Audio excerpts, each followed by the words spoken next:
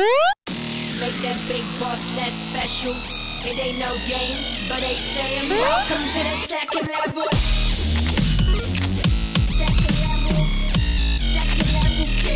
Second level.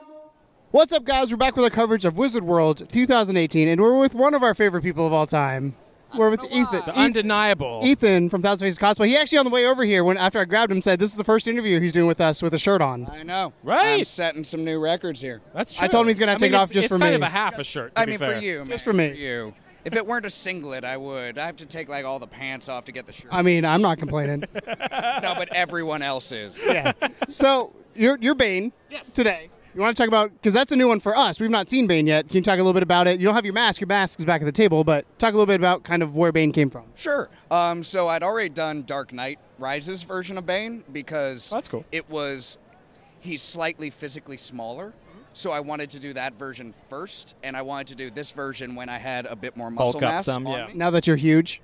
And I save it for winter, or like fall and winter seasons when I'm in off-season of my bodybuilding shows, because I have a little bit more fat on me, I have a little bit more size, so I look a little bit more Bane-like. I don't have to worry about the six-pack because I have this, thank God. I thought you were going to say it's because you have to wear a shirt in the winter and fall. That's part of the reason. But this character was a lot of fun because though I like the Dark Knight Rises version, this is the true version of Bane for me. I did really like the Dark Knight Rises version. They actually portrayed him as intelligent, which they didn't in Batman and Robin, which irked me to no end. So this character was fun, A, for the physical transformation I had to do, B, I wanted to actually portray him with a Latin American or a little bit of a Spanish accent, because he actually is a Latin American character. I didn't even know that. It's a fictional island that he was born and imprisoned in, and it's lightly based off of Cuba. So I couldn't really do as good a Cuban accent without doing pure Scarface. So I didn't want to do that. So I just went a little bit more Spanish. It was, it worked. But I wanted to make sure that I was portraying him intelligently, quietly, because he's not a boisterous character. He's not loud and screaming. He is physically imposing. And even, again, one of the best things Dark Knight Rises did was his most intimidating line was said so quietly. Do you feel in charge? And that's how Bane is. So I wanted to make sure, and it plays really well off of Lauren's loud and boisterous Harley Quinn. So having him kind of reserved, but still physically imposing. I love how much thought you put into I've never thought about the two different Banes that much. I mean, physically you see the difference, and that's because a lot of people, let's be honest, a lot of people are gonna look and go, "Oh, this dude's jacked. He wants to be Bane because Bane's jacked." But you just laid out such a beautiful soliloquy of reasons why you want to. He's an English major, Tom. I mean, true. I was an English major, and I went to law school, so that's what we do. We pontificate about nothing. But I just love Bane so much because A, physically strongest. So from the bodybuilder side, there's obvious appeal. Right. Physically strongest. Look good in one piece. Batman encounters, but he's also one of the most intelligent. And what I love is that he breaks that stereotype that you see in so much of you are smart or muscular. Right. Like the Hulk. Brain or bronze. Exactly. Literally, if you take the Hulk and divide him into two pieces, that's what it is. Smart or strong, not both at the same time. What I love about Bane is he is both, and he is high levels of both. That's amazing. So I wanted to talk about this, and I know this is going to be, I think, the first time that you've talked about this, so it should be interesting. Cool. So you recently took some photos. A little less clothes on. And this was it's a big thing for you. I know it was a big thing for you and for Lauren as well to take these, let's say, boudoir photos, right? And we've seen a couple of them. They were beautifully done, by the way. The photographer. You can shout him out. She goes by Bella Boudoir Photography St. Louis when she does her boudoir work. Her name is Kim. She is incredibly talented, and she made the entire process. So the first time we really did boudoir photos together, and definitely the first time we did them for sharing. Right. She made the entire process easy, fun, not as awkward as it easily could have been, because there were some moments that could have really easily been awkward, but she was amazing. It was like a 6-hour shoot. Really? That we were with her. We did like 5 different sets. It was so cool. So what was the reasoning behind it? Because I know that, I mean, we talked to Lauren, and we know Lauren has some self-image concerns and things like that. And then she kind of, around the holiday period, started getting a little raunchy with some of her photos. And then you guys decided to go ahead and do this sort of couples boudoir thing together. So what was like? Was it because you wanted to help build up a Batman her R2 behind confidence? us. I'm noticing. Or like, what was your main reasoning for getting those photos done? I suppose. So you mentioned the holiday shoot. So a little bit before the holiday. It's just going to happen. All right, a little bit. It happens. A little bit before the holiday season, Lauren had a bit of a like self-realization moment where she got a little tired of letting her self-image and self-doubt hold her back. Yeah. And so she initially just was like, I'm going to try just taking a casual photo, partially in underwear, see how I feel. And the response from the incredibly supportive community was so humbling and so amazing, and I couldn't be more grateful. And she found in taking those photos a level of confidence she didn't know was there, because it is just another form of cosplay. Because at that point, she's cosplaying a Lauren who has confidence, and that might honestly be the toughest cosplay she's ever done. Yeah. But after that, she put a call out on Facebook randomly, and I was so surprised and so proud, where she said, I'm thinking about doing some freelance modeling. And as soon as that post went live, I was bombarded with messages from photographers that we know, like, oh God, please. And one of our photographer friends, Carrie Meyer of Insomniac Studios, who does almost all of our photography. Yeah, she does a lot of your stuff, right. She's moving out of town next month. So sad. But she immediately wrote and said, here are people you should really get in touch with. And Kim was one of them. And we got in contact. She hired us. We did, some Game of Thrones, boudoir stuff just to... We are both finding a level of body confidence that neither of us has had in our lives. Does it come from the bodybuilding and from the fitness? Bodybuilding has been, without a doubt, probably number one reason. I mean, we put a lot of work, and you develop at least we did, as people who didn't have great self-image, we developed a very different connection with our bodies. Like, yeah, there are still faults that we want to fix, but these are now art that we created. So it's kind of like showing off your costume in a way. It's just one that took us a lot more hours than a lot of the costumes. It's interesting that every time you guys post up one of those little things on Facebook, it says like this, and I'll do 10 Star Jacks or whatever it is. You get crushed every time. I'm always part of that. I might share that post around a few times. I still have one. Boys. I actually thank you for the reminder. I still have one from this summer that I have to do. Oh, but okay. It's saying like 500 curls and like 300 press. They're gonna kill me. Right. But so. It really did help us find a level of body confidence that we hadn't. And Lauren had recently been looking at other models and cosplayers online and just admiring that confidence that it takes to show that much of yourself. Right. That is not an easy thing. A lot of people dismiss boudoir photography or lewd cosplay stuff as easy. Now, maybe in terms of like the amount of clothing you had to make, sure. But that is not the only struggle that goes into putting together a photo. That doesn't even begin to scratch the surface of the mental game. Absolutely. And the mental game is so much more than we ever would have thought of. Obviously, bodybuilding helped me a lot. Lauren has a few things that have really helped her jump over some hurdles lately, and we'll be talking more about that in a couple months. Okay. But so she's really started to find that level of confidence within herself, and this was kind of a great birthing of that, so to speak, kind of the first wave. A good accumulation of all those things. This is the first aligning, wave, and we're already planning with that same photographer our next kind of cosplay boudoir. Different characters? Thing. Yeah, we're thinking, at the moment, the talks are our friend Sally Quinn Cosplay as Poison Ivy. Okay. Lauren as Harley, and me as Nightwing is the plan. Because Nightwing and Harley have a thing in the more recent comics. Okay. And the photographer wanted a good guy for them to be against. Bane I feel like Poison Ivy and Harley kind of, there's a lot going on there as well. Oh, exactly. So so pretty much, while it's going to be, it'll be sexy pictures and all that, it'll also all be canon. It will all make sense within the characters. It's not characters that don't make sense to do boudoir. And, by the way, I still really enjoy boudoir cosplay that doesn't make sense for the character, as long as it's not a child. That's the only time I'm like, don't do that. Yeah, if it's a kid character, please don't do that. Please.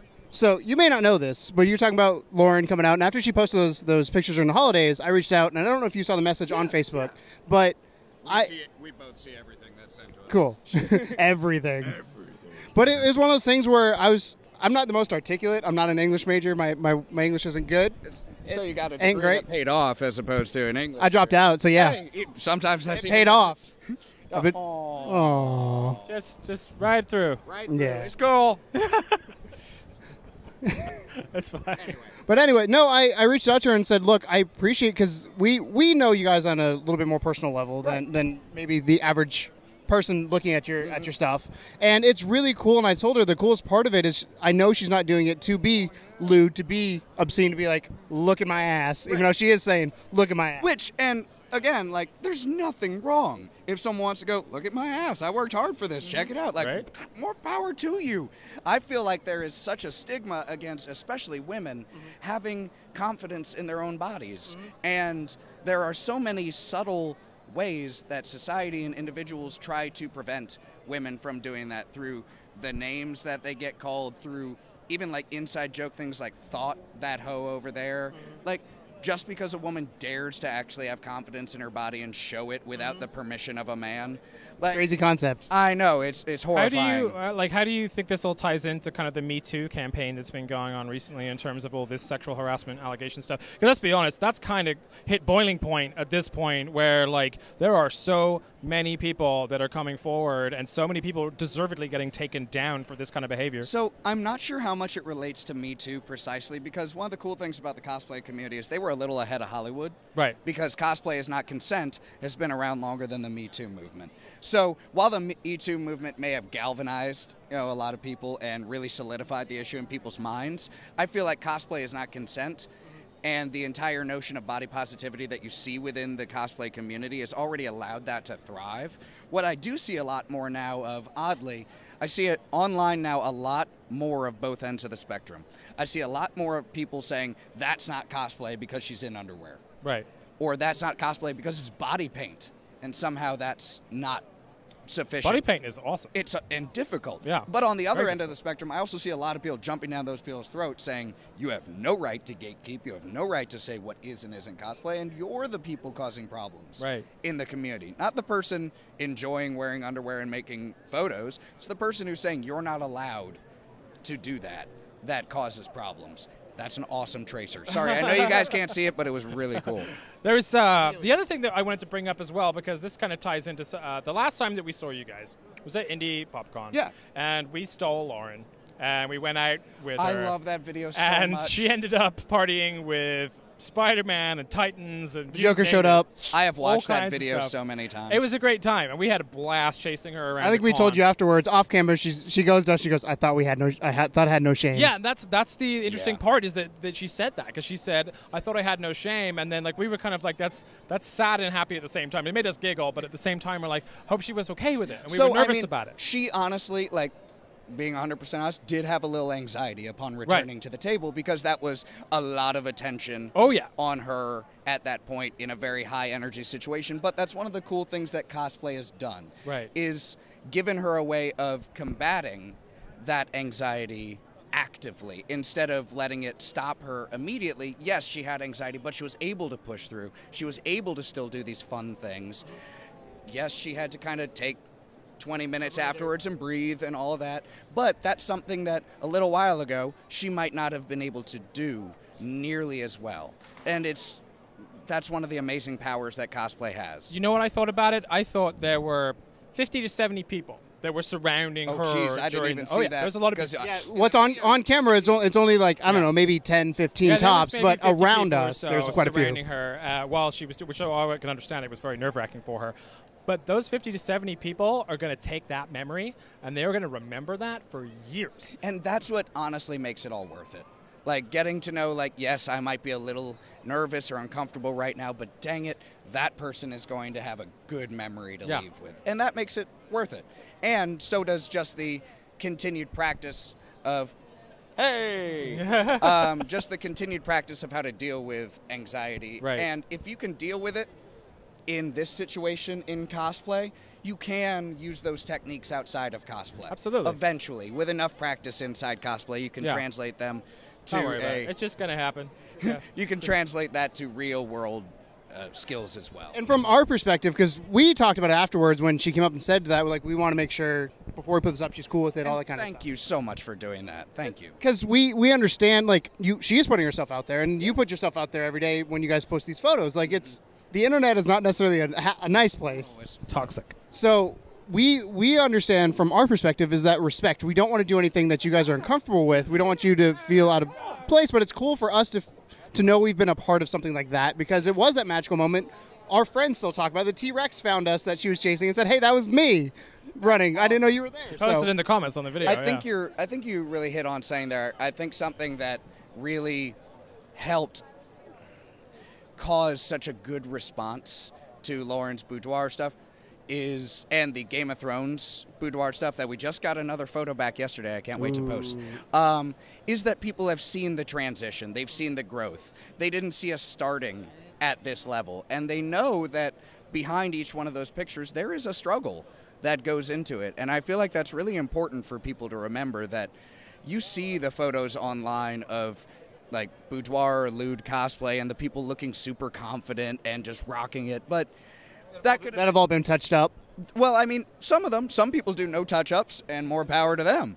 But I mean, like, that may be one photo out of a 3-hour session, and that may have resulted in a panic attack for someone. That might have been a real, like, I'm nervous about sharing this. I know so many bodybuilders, let alone cosplayers, who have photos of themselves, so they're like, I don't know if I should post this. There is a struggle that goes into showing oneself. You're making yourself vulnerable. Exactly. Especially when you're doing it out of cosplay. Like, I feel like, honestly, boudoir photos out of cosplay are even a little bit more vulnerable than in cosplay, because that's you. No character to hide behind. That's not Drogo. That is me. So I can see that vulnerability. But honestly, I cannot say enough good things about the people who follow and support us. They have been so incredible and so giving and caring, and it's just been an amazing experience. Speaking of firsts as well, we'll probably end with this. I know you got to get back to your booth, and people just keep looking for the camera. Yeah. But can we tag everyone? Yeah. I feel we should. Yeah. I'm gonna find you. Yeah. But yesterday you guys did I believe your first panel. Was it your first? Not first ever. Not first, but you went up there and before we went in there you said, I showed up. That's what I was supposed to do. I don't know what I'm doing here. How was that? Like, do you like doing things like panels and sort of expressing yourself? And do you ever think about doing like a cosplay podcast or anything? Because you have a lot of knowledge to share. And you can articulate really well. True. So I personally have no issue doing panels because I have no real stage fright and I can talk about nothing forever. I especially love doing my fitness and cosplay panel. Right. So we'd thought about the podcast thing. Honestly, we're always wary about adding more obligations because cosplay is still an escape for us. And eventually, once you cross a certain threshold, it's not. Because it's the thing that you do all the time. Right. You can't use the thing you do all the time necessarily as an escape as easily. Like, the more it becomes a job, the more it becomes an income source, the more deadlines you put. No worries. No worries. It's all good. I am being such a jerk. I just think it's funny. Sorry. I'm going to punch the next person that comes up here. I'm getting sassy today. Anyway, but the more professional obligations you put on there, the more time restrictions and deadlines, the less fun for us it becomes. So we try to have very little of those. We don't even set, like, we're going to have this cosplay by this convention. If we do, that's awesome. But that's one of the biggest things that has relieved stress and anxiety from our cosplay experience is keeping it a hobby. It's for fun. Exactly. And the minute you're not having fun, you should probably take a break and find something else. So, fun fact, I don't know if we've ever told you this, but we started our channel. The first meeting we ever had when we started, we said, if this is no longer fun, we're no longer doing it. And that's the way you should do it. Life is too dang short. I was just watching a documentary with Jim Carrey, and he was saying how when I realized you can fail at things you don't love, you should probably just do the thing you love. You can fail one way or another, and you might as well be failing at the thing that you love. Right. So I guess that brings up an interesting paradox, though, because, like, cosplay is the thing that you love. Right. I'm assuming it's the thing that you want to be able to do as a full-time, like, gig. You don't. Nope. So what's your full-time gig? The bodybuilding side of it? I'm a personal trainer. No, but Is that your ultimate dream goal? My ultimate dream goal would be owning my own gym. Oh, okay. And doing that. And so it's still the fitness side of it. Yeah, as the opposed fitness to the side cosplay is side. what again, just like if we got to, obviously doing more conventions is a goal, no doubt, but having it be full-time or having it be our source of income, right? Like we donate the vast majority of what we make, and I want to be able Where to do you donate it to, Ethan? At the moment, we are donating to 10th Life Cat Shelter. Based in St. Louis. Based in St. Louis. After this convention, for the remainder of the year, we're going to be donating to the Wild Wolf Sanctuary in Eureka, right outside of St. Louis. But if we relied on this for income, we wouldn't be able to use it for charity nearly as much. Gotcha. So that's one of the reasons that we want to keep it hobby, keep it fun. If conventions still want to bring us out, we want that, but so that we can make other people's days and use our prints to raise money for something. That's what I love about these guys. They're so selfless, you know what I mean? They're just like, just give all the money to charity. We just want to make people smile, have a good time. You give great advice. We're trying. I mean, the modeling photos, since we're getting hired as models more, those we've decided we're going to keep the proceeds of those just so that we can get more outfits to make more money for the cats. Some money. Buy cats, you know what I mean? It works out the same. Exactly. All right, so thank you again for joining us. It's always amazing to see you guys at cons. Every time we know that you're at one, we have the best time. Oh, thank you, guys. And we're really looking forward to seeing Sailor tomorrow. Yeah. And all that stuff. And you're going plain clothes tomorrow. I am coming purely plain clothes so that Lauren and Rachel can focus on having fun. I'll handle the booth. They can do that. Selfless to a fault. Yeah. What one way I can shop. I mean, it's a lot easier to shop when you're not in cosplay. Sunday's the shop day. Oh, yeah, it is. Final question. What cons do you have on the books this year that people can see you at that you know of? Okay, so we have Animatic Con in Cincinnati, Ohio, March 16th. I only have one hand. We have Doki Do Con in Kalamazoo, Michigan. We have Gen Con in Indianapolis. We are currently working on getting Indie Pop Con in Indianapolis solidified. Get back to us, dude. We're working on that too. Do it. We have those. I think we're set up for Anime Nebraska. Anime St. Louis, again here in town. So we've got at least 6 or 7 more, and we have a couple more that we're discussing. Cool. Sorry, I'm running point here. Playing defense. I'm just going to start. But thank you so much, Ian. It's always a pleasure You're the best, to hang man. out with you. We appreciate it. Thank you, man. Shake this paw. Great to see you. Love it. Thank you. But they saying welcome to the second level.